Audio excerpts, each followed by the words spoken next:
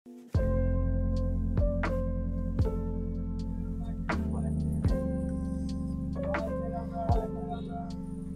এখন কালুরঘাট ব্রিজের উপর আসছি। এখান থেকে আমরা যাব নাইখান, গড়িয়ালা, যেখানে আমরা যে উদ্দেশ্যে আমরা যাচ্ছি। এখান থেকে আমরা সূর্য সেনের কিছু স্মৃতি কথা এখান থেকে সংগ্রহ করতে যাচ্ছি।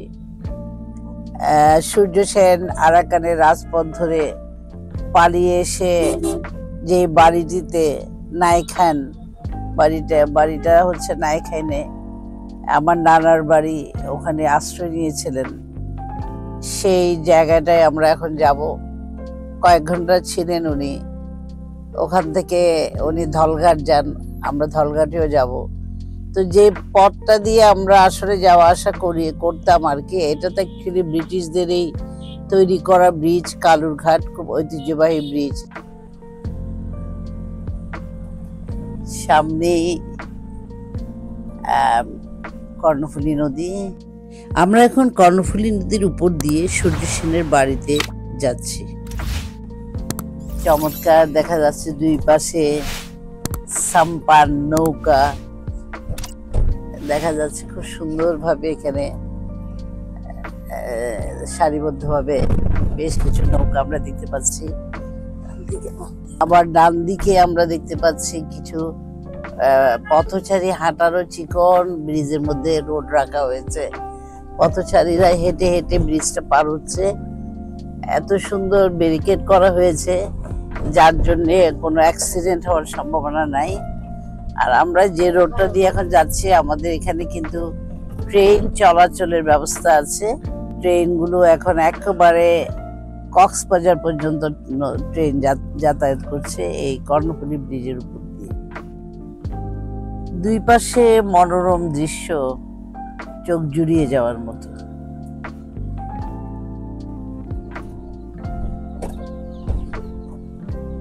অন্যরকম একটা আনন্দ লাগছে। ছোটবেলায় আমরা বাসে চড়ে চড়ে আমরা এই কর্ণফুলী ব্রিজ দিয়েই কিন্তু নানার বাড়িতে যেতাম। এখান থেকে নৌকা করে চরমদ্বীপ, কয়েকটা দ্বীপেও যাওয়া যায়। তো ওখানে আমাদের অনেক স্মৃতি কথা আছে।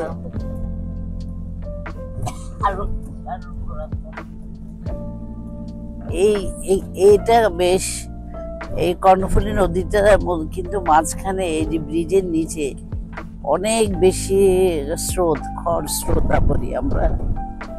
এখানে নৌকাটা মানে একটু উল্টা পাল্টা হলে কিন্তু ঘুরতে শুরু করে। আমার মনে আছে আমি ছোটবেলায় একবার এরকম একটা বিপাকে পড়েছিলাম। খুব সুন্দর। এখন আমরা নাইখানে ঢুকছি, নাইখান গ্রামে ঢুকছি। এখন অনেক দোকানপাট, পাকা বাড়ি, অনেক কিছু হয়ে গেছে। আগের মতো সেই জৌলুস তো আর পাবো না। তবে গ্রামের একটা ছোঁয়া সব জায়গায় কিন্তু আছে। আমরা এখন যেতে থাকবো গ্রামের কাছাকাছি। যখন যে বাড়িটার কাছাকাছি আসবো, তখন আবার আপনাদের সাথে আমার দেখা হবে। এখনো কিন্তু কিছু পুকুর টুকুর আছে, দেখতে পাচ্ছেন। পুকুরে কিন্তু অনেক জাগ বলে চট্টগ্রাম আঞ্চলিক ভাষায়, জাগ দিয়ে মাছের পোনা ছাড়া হয়েছে। গলি গলি মানে রাস্তাটা বেশ ছোট, বেশ চাপা হয়ে গেছে। এখন অনেকে বাড়ি টাড়ি করেছে, পাকা ওয়াল উঠেছে। একসময় এগুলা সব বিল ছিল, বিলের মতো মাঠের মতো ছিল। আমরা মোটামুটি এসে গেছি আমাদের গন্তব্যস্থলে।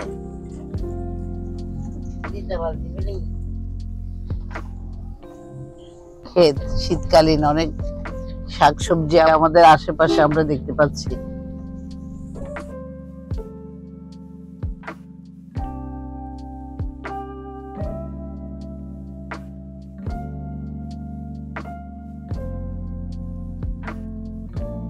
একদম পল্লী অঞ্চল, এটা একদম সেকেলের মতো এখনো কিছুটা এখানে আসছে।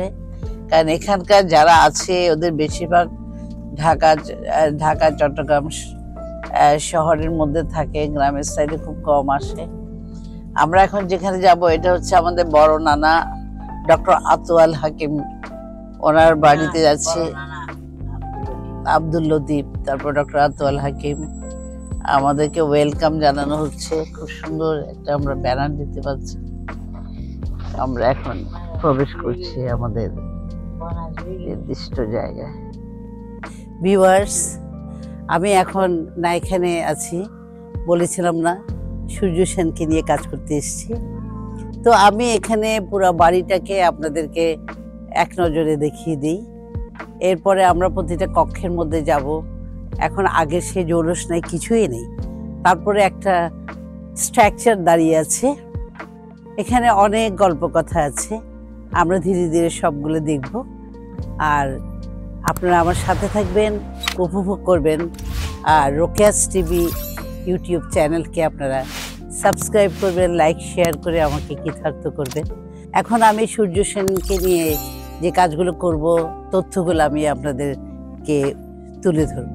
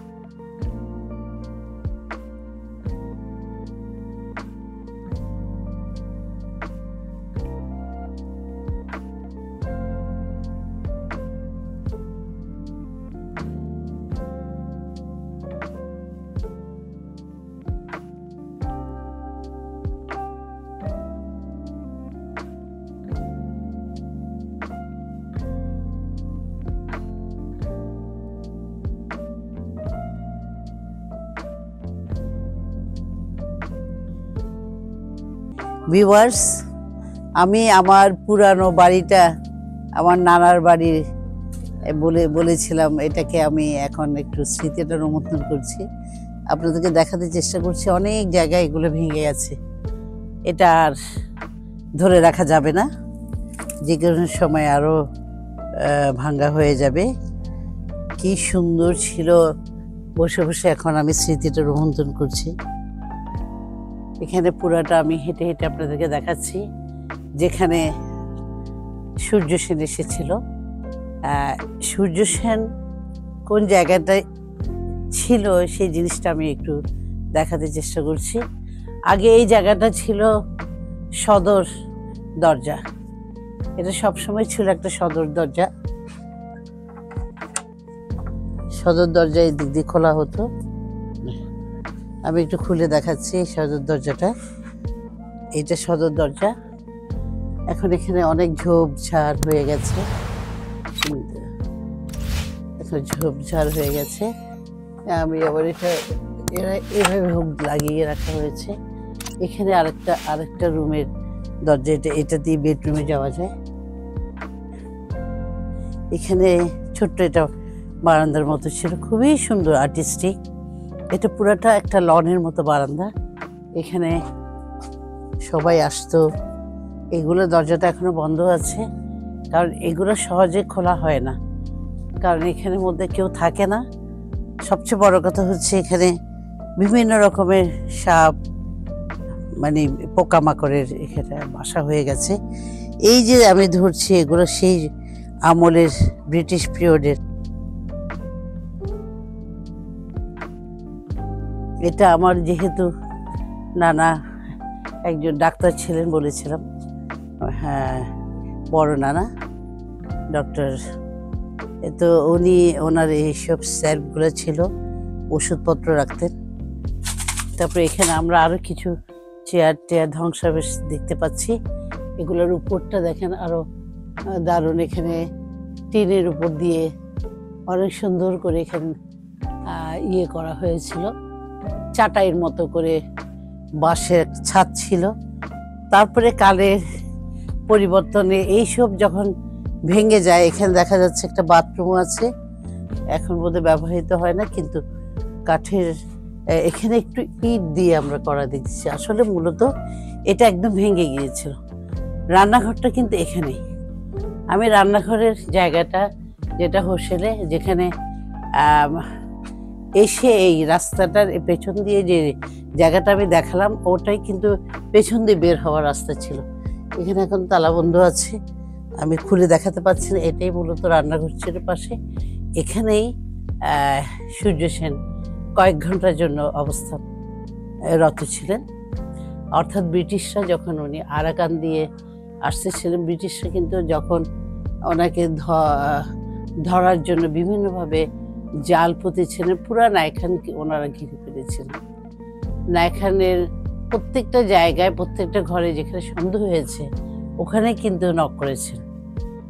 তো এখানে যে রুমটার কথা বলছি, আমি একটু আগে উকি দিয়ে যে রুমটা দেখেছিলাম, এই জায়গাটা ভেঙে যাওয়াতে এখানে একটু করে আমরা পাকা ইট পাকেল দেখতে পাচ্ছি। ইট দিয়ে কিছুটা অংশ আবার ঠিক করানো হয়েছে। এবার আমরা যাব আমার মায়ের যেখানে জন্মগ্রহণ করেছে।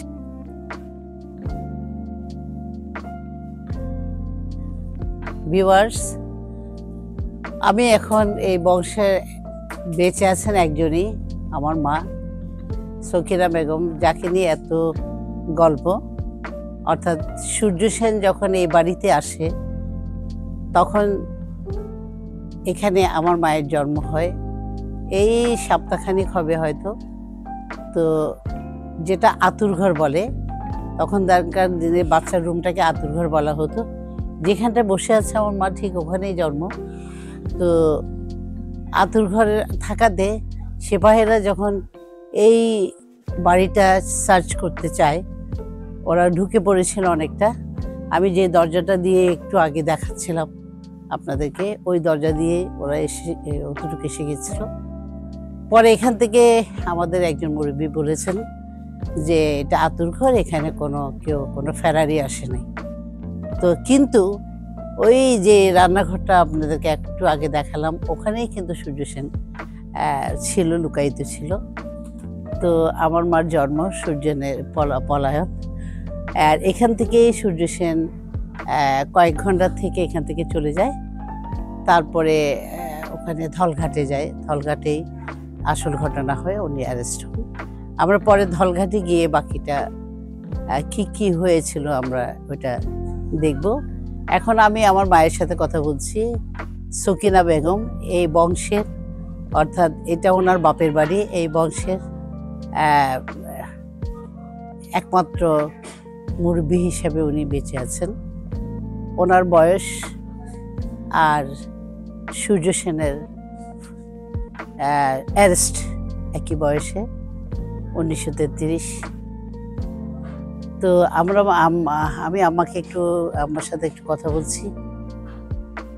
এরা তত্ত্ব এখন কেন লাগে আয়ের কেন লাগে বড় বাড়ি দেখি খারাপ লাগে দেরি কি খারাপ লাগে কেউ নাই স্মৃতি মনত পড়ে তো একার হয় না তোরা এরা কেন করতে এই উড়ানিয়ার মধ্যে কি করতে ওই নে উড়ানত কিনতে হ না এই উড়ানিয়ার এত সুন্দর একটা উড়ান দিয়ে যারা কি কইতে কেন কি করতে রে ছোটবেলায় কিনতে কারা খাইতাম দেরি কত রাত মাঝে উঠতেন ঘুমুতুন তারপরে মা বাড়ির গড়ি মোলামুড়ি দিত খাইতাম তা কানা দি এই দেরি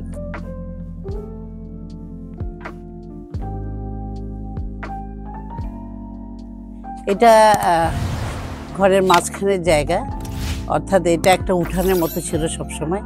এখানে সবাই বসতো, এখানে বাইরে রান্না চুলায় রান্না টান্না হতো, আড্ডা মারা হতো।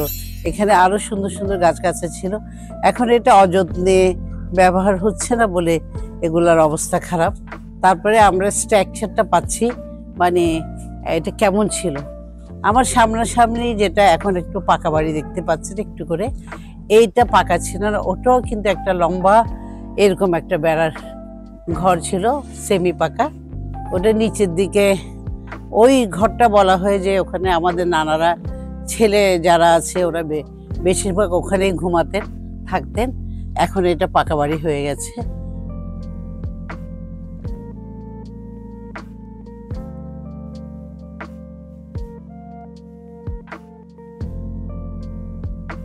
আমরা এখন নাইখান থেকে ধলঘাটের দিকে উদ্দেশ্যে রওনা দিয়েছি। এটা ভিতরের একটা রোড দিয়ে আমরা যাচ্ছি। সব দিক দিয়ে খুব সুন্দর শিমের এই সময় বাগান ভর্তি শিম দেখছে রাস্তার দুই পাশে।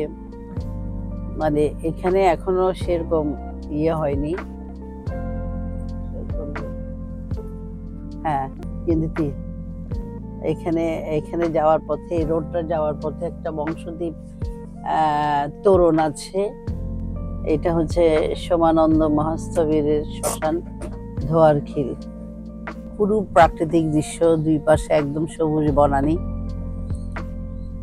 এখানকার বসতি যদি যারা আছে ঠিকই, কিন্তু ভিতরে ভিতরে বেশ কিছু পাকা বাড়ি উঠে গেছে, কিন্তু আশপাশগুলা এখানে মানুষজন কম থাকে। বেশিরভাগ শহরে বসবাস করাতে এখনো ঝাড় জঙ্গল বিল ঝিল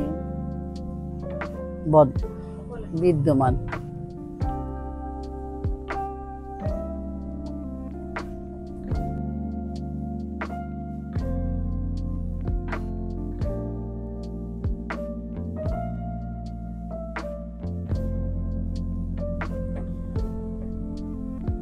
সারিবদ্ধ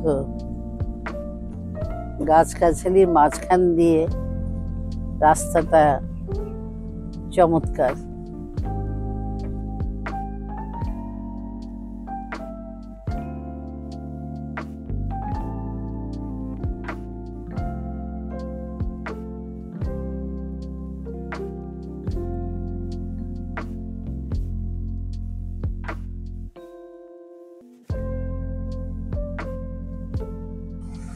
এই রেলপথ স্টেশনে পৌঁছে নেয়, এই হচ্ছে ধলঘাট রেলপথ।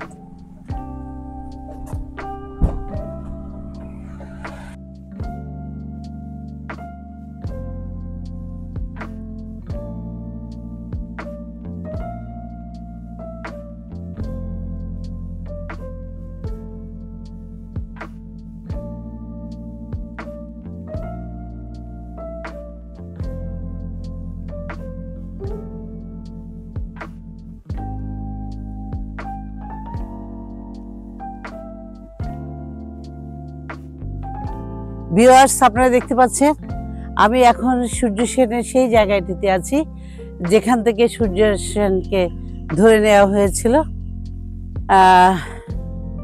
আজকে একদম অন্ধকার হয়ে গেছে। আসলে প্রথমে আমি রাস্তাটা একটু ভুল করে ফেলেছিলাম, ঘুরতে ঘুরতে আসাতে একেবারে রাত অন্ধকার হয়ে গেছে, যার জন্য আমি আশপাশগুলো একটু বেশি অন্ধকার হয়ে যাবে। যাই হোক, আমরা যতটুকু আলো পেয়েছি তার মধ্যে আমি যেটা দেখাতে চেষ্টা করছি, আমরা এখানে নেম প্লেটটা দেখছি, ওনার খুব সযত্নে নেম প্লেটটা আছে, আপনারা দেখেন। তারপরে এখানেও আমরা কিছু নেম প্লেট দেখতে পাচ্ছি,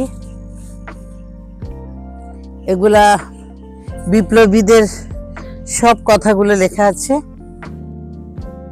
হ্যাঁ, আপনারা এগুলা দেখেন, পড়া যাচ্ছে নিশ্চয়।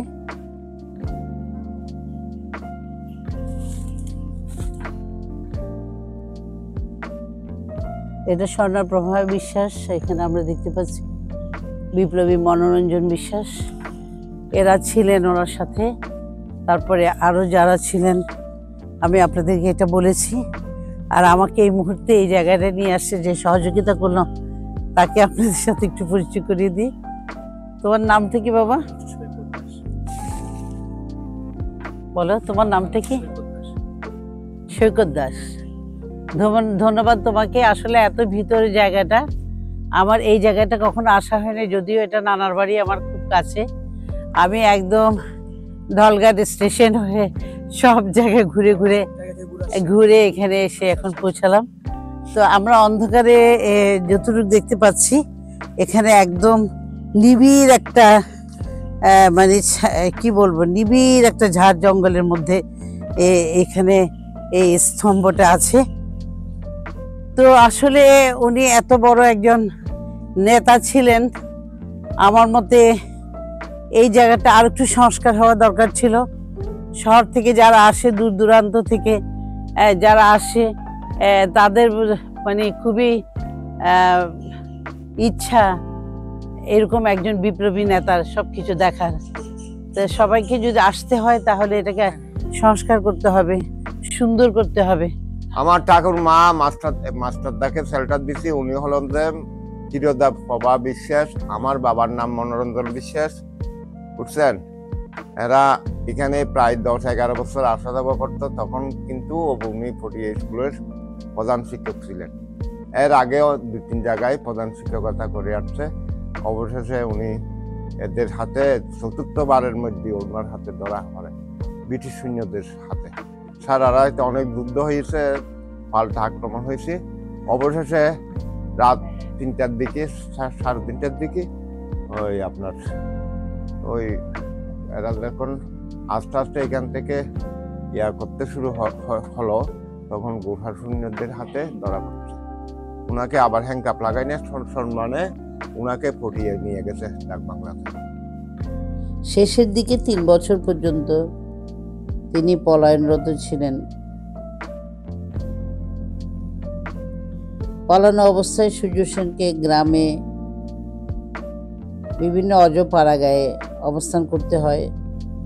কখনো জালালাবাদ পাহাড়ে বিভিন্ন ছদ্মবেশ ধারণ করে তিনি তার কার্য পরিচালনা করেন। ভিউয়ার্স, আমরা এখন যাচ্ছি সূর্য সেনের বাস্তভিটায়।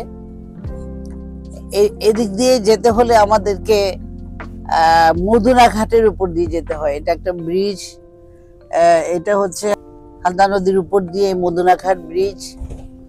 তো এটার একটা সুন্দর কথা আছে, হালদা নদীতে কিন্তু বঙ্গোপসাগর থেকে ইলিশ মাছ গুলা পোনা ছাড়তে এখানে আসে, কিন্তু হালদা নদীতে আসে।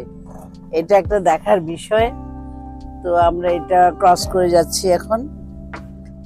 তো এটার জায়গাটার নাম হচ্ছে রাউজান নোয়াপাড়া। আমরা রাউজান নোয়াপাড়ায় যাব।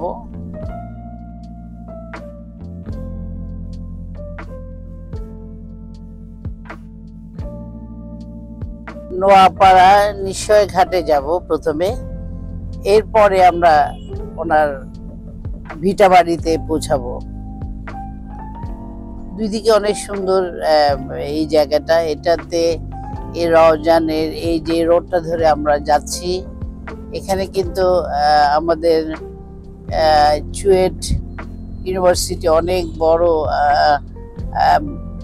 ইউনিভার্সিটি আছে কাপ্তাই, তারপরে হচ্ছে পেপার মিল, যেটা আমরা ব্যাম্বো থেকে যে পেপার তৈরি হয় এই কারখানা সবকিছু এখানে এখানে আছে, দেখার অনেক কিছু আছে। এগুলো আপনাদেরকে আমি আস্তে আস্তে চেষ্টা করব দেখাতে।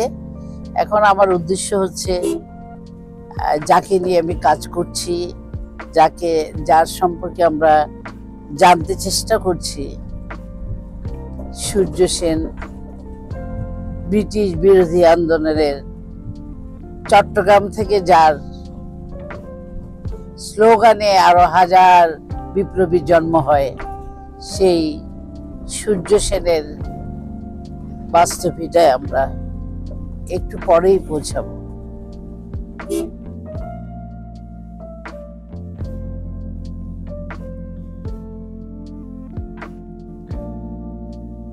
আমরা যে এলাকা দিয়ে যাচ্ছি, আমাদের একদিকে অনেক বড় দিঘি, মাশাআল্লাহ, একদম এত বড় নদীর মতো দেখতে। তো দুই পাশে অনেক সুন্দর, এটা পুরো এলাকাটাই জুড়ে আসলে এটাকে বলা হয় সূর্য সেনের পল্লী হয়েছে। আমি মানে খুব গর্বিত ফিল করছি আর কি, খুব গর্বিত হচ্ছি যে সূর্য সেনের পল্লী নামে এখানে আখ্যায়িত করা হয়েছে। তো আমাদের গাড়ি চলছে, আমাদেরকে আসলে এখানেও একটু আমাদের জিজ্ঞাসা করে করে যেতে হচ্ছে। এখন একটু পরেই আমরা সূর্য সেনের পল্লীতে ঢুকবো।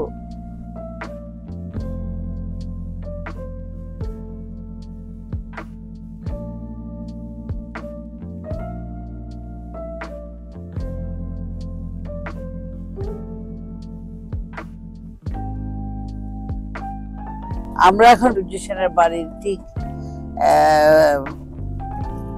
রাস্তার মুখ থেকে আমরা এখন সূর্য সেনের বাড়ির দিকে গাড়িটা টার্ন করলো। দুই পাশে খুব সুন্দর গাছগাছালি, আবার কিছু ইতিমধ্যে গাছগাছালি যেগুলো পুরানো, ওগুলা কাটা হয়েছে। এদিকে দেখতে বেশ সুন্দর ভাবে সাজানো গোছানো, রাস্তাগুলো পরিষ্কার পরিচ্ছন্ন বেশ। এখানে আমরা কিছু স্কুল, মাদ্রাসা, অনেক কিছু দেখতে পাচ্ছি, বেশ বড় বড় কমপ্লেক্স।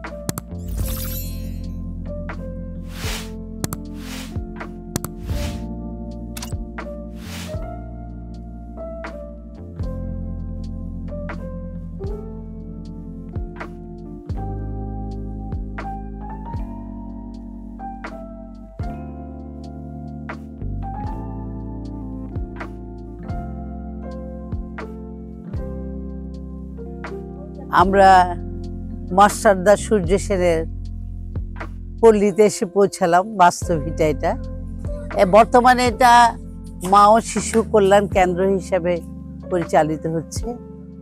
তো এখানে কেয়ারটেকার আছে, একটু পরে আমরা ওখানে প্রবেশ করব, তারপর দেখব বাকিটা।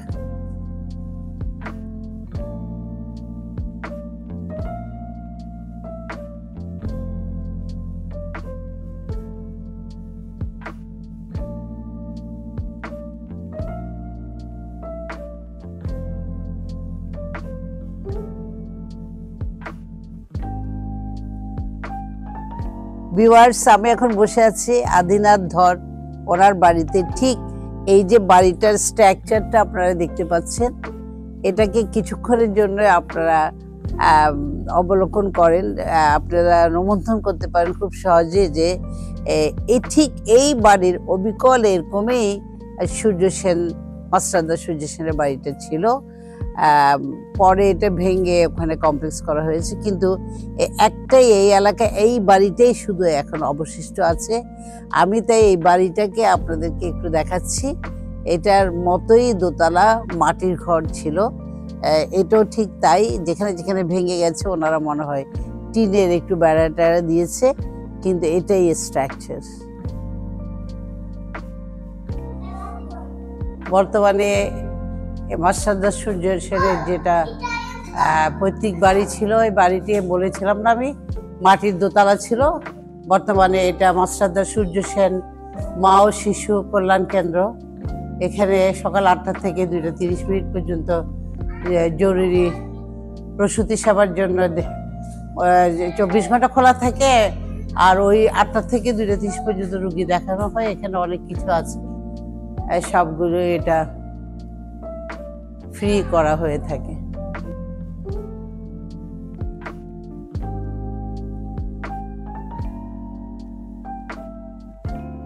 এই বাড়িটার গ্রাম্য জৌলস বর্তমানে নেই, তবে আমরা এখন যেটা দেখাচ্ছি সেটা হচ্ছে এখানে একটা স্মৃতিসৌধ করা হয়েছে। এখানে আরো অনেকে অনেকবার এসে এটার উপরে অনেক ছবি তুলেছে, তো আমিও চিন্তা করলাম যে এটাও একটু আমার রাখা দরকার আছে। এটা হচ্ছে মাস্টারদা সূর্য সেনের স্মরণে স্মৃতিসৌধ।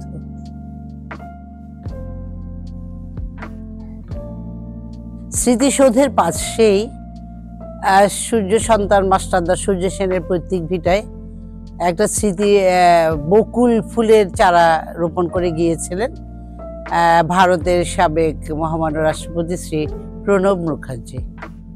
এটা আমরা একটু দেখলাম। পাশে দিয়ে আছে একটা সুন্দর লিচু গাছ, একদম লিচু গাছটা দেখতে খুবই চমৎকার। আমরা কথা বলছি এখানে এই কমপ্লেক্সটার এখন একজন কেয়ারটেকার, মানে উনি এটা রক্ষণাবেক্ষণ করে। ওনার নাম কি? আসসালামু আলাইকুম, আমার নাম হচ্ছে মোহাম্মদ মুজাম্মেল হক। আই মাস্টারদা সূর্য সেন মা ও শিশু কল্যাণ কেন্দ্রের কেয়ারটেকার। তো কতদিন তুমি আর জয়েন করছো? 2010 সালত। 2010 সালত। তো 10 সালত তো আরো দেখি দিয়ে এখন কমপ্লেক্স হিসেবে একবারে রং টং এগু একখানা মরা মরা, কিন্তু জিনিসটা তো বড় সুন্দর।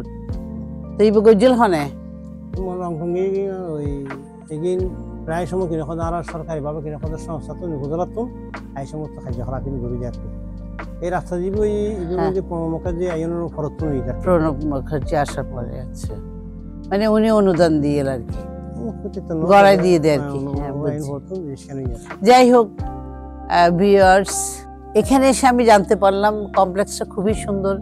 ওটি রুম থেকে শুরু করে সব রকমের ব্যবস্থা এখানে আছে। আর কেয়ারটেকারকে দেখে আমার পরিষ্কার পরিচ্ছন্ন মনে হলো, পুরো এরিয়াটা উনি খুব পরিষ্কার রেখেছেন। তবে এখানে যেটা বেশি প্রয়োজন, এখানে নাকি অনেক রুগী হয়। রুগী হলে কি হবে, সেবা কর্ম কিন্তু এখন অনেক কম, কারণ সেবার ইয়েটা বাড়তে হবে। এখানে ডাক্তার নার্স যত কিছু লাগে একটা হাসপাতালে, সবকিছু আসলে আরো বেশি লোকবল হওয়া দরকার। আমার মনে হয় এটা সবার নজরে পড়া উচিত। আর সেই সাথে সূর্য সেনের যেহেতু এটা একটা বসত ভিটা, ওনার একটা স্ট্রাকচার একটা থাকা দরকার, যেটা খুবই প্রয়োজন। নতুন প্রজন্ম আসলে যেন ওনার চেহারাটা দেখে চিনতে পারে এটা সূর্য সেন। এখানে এসে অনেক তথ্য জানা গেল। কারাগার লুণ্ঠন হলো, টাকা লুণ্ঠন হলো, ব্রিটিশদের যেসব জিনিসগুলো ক্ষতিগ্রস্ত হয়েছিল, মাস্টারদাকে খোঁজার জন্য সবসময় কিন্তু ব্রিটিশ সেনারা ওত পেতে থাকতো, আসতো যেত। আর উনি দেখা যেত, এমন একটা প্রবাদ বাক্য আছে যে রাস্তা দিয়ে উনি হেঁটে গেল আর ব্রিটিশ সেনারা জিজ্ঞেস করছে, আচ্ছা আপনাকে তোমরা কি মাস্টারদাকে দেখেছ? উনি নিজেই কিন্তু মাস্টারদা সূর্য সেন। এভাবে অনেক সময় উনি বেঁচে গেছে। আবার দেখা যায় মেয়েদের মতো শাড়ি পরে উনি ব্রিটিশ সেনাদের সামনে দিয়ে হেঁটে চলে গেছে। আবার দেখা যায় কলসি করে পানি তুলছে ওই ইয়ে থেকে, নদী থেকে, পুকুর থেকে।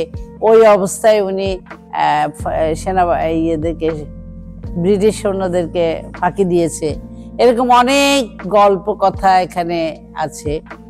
তো আসলে উনি খুব কষ্ট করেছেন, খুবই পরিশ্রম করেছেন, কষ্ট করেছেন। এটা এত কিছু বলে শেষ করা যাবে না। কিন্তু আমাদের তাদের যে দিক নির্দেশনা ছিল, স্বদেশের প্রতি যে ভালোবাসা ছিল, এগুলোই আমাদের স্মরণ রাখতে হবে, স্মরণ রাখা দরকার, বিশেষ করে নতুন প্রজন্মদের কাছে। এটাই আমার প্রত্যাশা। সূর্য সেন বা সূর্যকুমার সেন, যিনি মাস্টারদা নামে সর্বাধিক পরিচিত। তার ডাকনাম ছিল কালু। ব্রিটিশ বিরোধী স্বাধীনতা আন্দোলনে সক্রিয়ভাবে অংশগ্রহণ করেন, নিজের জীবন বলিদান করেন। 1894 সালে 22শে মার্চ চট্টগ্রামের রওজান থানার নোয়াপাড়া গ্রামে তিনি জন্মগ্রহণ করেন। বাবা রাজমণি সেন এবং মাতা শশীবালা সেন স্থানীয় দয়ামণি বিদ্যালয়ে প্রাথমিক পাঠ শেষ করে নোয়াপাড়া ইংরেজি উচ্চ বিদ্যালয়ে 8ম শ্রেণী পর্যন্ত পড়াশোনা করে এরপর তিনি চট্টগ্রাম ন্যাশনাল স্কুল থেকে প্রবেশিকা শেষ করেন। সূর্য সেন যখন নোয়াপাড়া ইংরেজি বিদ্যালয়ের ছাত্র ছিলেন, তখন বঙ্গভঙ্গকে কেন্দ্র করে বাংলার স্বদেশী আন্দোলন শুরু হয়। ক্রমে এই আন্দোলন বিপ্লবী রূপ নেয়। ব্রিটিশদের বিরুদ্ধে লড়তে গিয়ে তাকে দফায় দফায় কারাগারে যেতে হয়। তার সাথে তখন অনেক বিপ্লবী ছিলেন, বিপ্লবী বিনোদ বিহারী, কল্পনা দত্ত আর সূর্য সেন। একবার কারাগারে বন্দী অবস্থায় হঠাৎ করে সূর্য সেনের ইচ্ছে হলো একটা গান শোনার। সেই সময় জেলের আরেক শ্রেণী ছিলেন বিপ্লবী বিনোদ বিহারী। রাত 11টা-12টার দিকে কল্পনা দত্ত চিৎকার করে বললেন, এই বিনোদ, এই বিনোদ, দরজার কাছে আয়, মাস্টারদা গান শুনতে চেয়েছে। বিনোদ বিহারী গান জানতেন না, তবুও সূর্য সেনের জন্য রবি ঠাকুরের এই গানটি ধরলেন, যদি তোর ডাক শুনে কেউ না আসে তবে একলা চলো রে। গানটা গেয়ে শোনালেন। আমরা না হয় আজকে এই গানটার আরেকজনের কণ্ঠে এই গানটার স্মৃতি রোমন্থন করি। আমি বাইব না মোর খেয়া তোরে এই ঘাটে গো, যখন পড়বি না মোরে পায়ের চিহ্ন এই বাটে। চুকিয়ে দেব বেছাকে না, মিটিয়ে দেব গো, মিটিয়ে দেব লেনা দেনা, বন্ধ হবে আনা গোনা এই হাটে। তখন আমায় নাইবা মনে রাখিলে, তারার পানি চেয়েছে নাইবা আমায় ডাকিলে, যখন পড়বি না মোরে পায়ের চিহ্ন এই বাটে। যখনই জম্বি ধুলা তান পুরাটারে তার গোলায়, কাটালতা উঠবে ঘরের ধার গোলায়, আহা জম্বি ধুলা তান পুরাটারে তার গোলায়। ফুলের বাগান ঘন ঘাসের পরিবে সজ্জা বনবাসের, শেওলা এসে ঘিরবে ধিগির দ্বার গোলায়। তখন আমায় নাইবা মনে রাখিলে, তারার পানে চেয়েছে নাইবা আমায় ডাকিলে, যখন পড়বি না মোরে পায়ের চিহ্ন এই বাটে। সূর্য সেন 1918 সালে চট্টগ্রামে ফিরে বিপ্লবী যুগান্তর দলকে পুনর্জীবিত করেন। আত্মরক্ষার কৌশল হিসেবে তিনি ন্যাশনাল স্কুলে শিক্ষক হিসেবে যোগ দেন। শিক্ষকতার কারণে তিনি পরিচিত মহলে মাস্টারদা নামে আখ্যায়িত হয়। ক্রমে তার দল চট্টগ্রামে সক্রিয় হয়ে ওঠে। তার দলে গ্রামে 78 জন যুবক নিযুক্ত হয়। তিনি দলের নাম দেন Indian republic army Chittagong branch. Surya সেনের স্বপ্ন ছিল বিপ্লবের মাধ্যমে ভারতীয় উপমহাদেশকে ব্রিটিশদের শৃঙ্খল থেকে মুক্ত করা, আর এটার জন্য দরকার অস্ত্রের। তিনি বিভিন্ন গ্রাম সুদূর কক্সবাজার থেকেও বিপ্লবী দল তৈরি করে অস্ত্র সংগ্রহের কাজ, বোমা তৈরির কাজ করতে থাকেন। ধুম রেল লাইন থেকে মালবাহী ট্রেন লাইনচ্যুত হয়ে উল্টে যায়। এর ফলে চট্টগ্রামের সমগ্র বাংলা থেকে বিচ্ছিন্ন হয়ে পড়ে। আরেকটি বিপ্লবী দল টেলিগ্রাফ টেলিফোন অফিস আক্রমণ করে হাতুড়ি পিটিয়ে ভেঙে দেয়। রেলওয়ে অস্ত্রাগার লুণ্ঠন, দামপাড়া পুলিশ ফাঁড়ি দখল করে, রিজার্ভ ব্যারাক দখল করে মিলিটারি কায়দায় পতাকা উত্তোলন করেন। স্লোগান দেয়া হয়, সাম্রাজ্যবাদ নিপাত যাক, ইনকলাব জিন্দাবাদ। সূর্য সেনকে কুচকাওয়াজের মাধ্যমে সংবর্ধনা দেওয়া হয়। সূর্য সেন অস্থায়ী বিপ্লবী সরকার গঠনের ঘোষণা দেয়। ফলে চট্টগ্রাম ব্রিটিশ সরকার শাসনের অধীন থেকে 4 দিন মুক্ত থাকে। ফলে বিপ্লবীদের খাদ্য সংকট দেখা দেয়। সূর্য সেন সহ সকলে কচি আম, তেঁতুল পাতা, কাঁচা তরমুজের খোসা খেয়ে দিন কাটায়। সূর্য সেন সহ 6 জন বিপ্লবীদের ধরার জন্য ব্রিটিশ সরকার 10,000 টাকা পুরস্কার ঘোষণা করে। 11 জন গোয়েন্দা, 6 জন পুলিশ নিযুক্ত করে ব্রিটিশ সরকার। বিপ্লবীদের মধ্যে অম্বিকা চক্রবর্তী, কল্পনা দত্ত, অনন্ত সিং, নির্মল সেন, লোকনাথ বল, তারকেশ্বর দস্তিদার, আরো অনেকে। গোটা ভারত যেটা করতে পারেনি, মাস্টারদা সূর্য সেন একাই তাই করিয়ে দেখিয়েছিলেন। বিপ্লবী ব্রজেন সেনের প্রতিবেশী বিশ্বাসঘাতক অমৃত্য সেন 10,000 টাকার লোভে পড়ে 1933 সালে 14 ফেব্রুয়ারি গৈরালা গ্রামের পুলিশের হাতে মাস্টারদা সূর্য সেনকে ধরিয়ে দেন। 1934 সালে 12 জানুয়ারি মধ্যরাতে সূর্য সেন ও তারকেশ্বর দস্তিদারের ফাঁসি কার্যকর হবার কথা উল্লেখ করা হয়। সূর্য সেন এবং তারকেশ্বরের দস্তিদারের ব্রিটিশ সেনারা নির্মমভাবে অত্যাচার করে। তারা হাতুড়ি দিয়ে তাদের দাঁত ভেঙে দেয়, হাড় ভেঙে দেয় এবং পিটিয়ে অত্যাচার করে চোখ উপড়িয়ে ফেলে। এরপর এক সময় সূর্য সেন অজ্ঞান হয়ে পড়ে যায়। নির্মমভাবে তাদের অর্ধমৃত্যু 2টি দেহকে ফাঁসিতে ঝুলিয়ে দেওয়া হয়। সূর্য সেন ও তারকেশ্বর দস্তিদারদের লাশ আত্মীয়দের হাতে হস্তান্তর করেন এবং হিন্দু সংস্কার অনুযায়ী পোড়ানো হয়নি। ফাঁসির পর লাশ দুটো জেলখানা থেকে বের করে ট্রাকে করে 4 নম্বর স্টিমার ঘাটে নিয়ে যাওয়া হয়। এরপর মৃতদেহ দুটোকে ব্রিটিশ ক্রুজারে তুলে বুকে লোহার টুকরা বেঁধে বঙ্গোপসাগর এবং ভারত সাগরের সংলগ্ন একটা জায়গায় তাদের ফেলে দেওয়া হয়। ব্রিটিশ সরকার মাস্টারদা সূর্য সেনকে একেবারে বাংলা থেকে নিশ্চিহ্ন করে দেওয়ার জন্য সমুদ্রে ভাসিয়ে দিয়েছিলেন। সূর্য সেনের গল্প কথা অনেক স্মৃতি কথা ওনার আছে।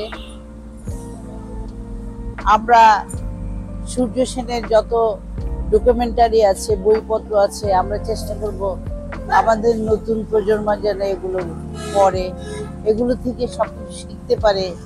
দেশকে, একটা জাতিকে সুগঠিত করতে হলে কত কিছু ত্যাগ করতে হয়, সততা থাকতে হয়, সাহস থাকতে হয়, সত্যের উপর প্রতিষ্ঠিত হতে হয়। সবকিছু যেন ওরা শিখতে পারে, এই কামনায় আপনারা যে যেখানে থাকবেন ভালো থাকবেন। আমার রোকেয়াস টিভি ইউটিউবে চ্যানেলকে সাবস্ক্রাইব করবেন, লাইক শেয়ার কমেন্ট করে আমার পাশে থাকবেন।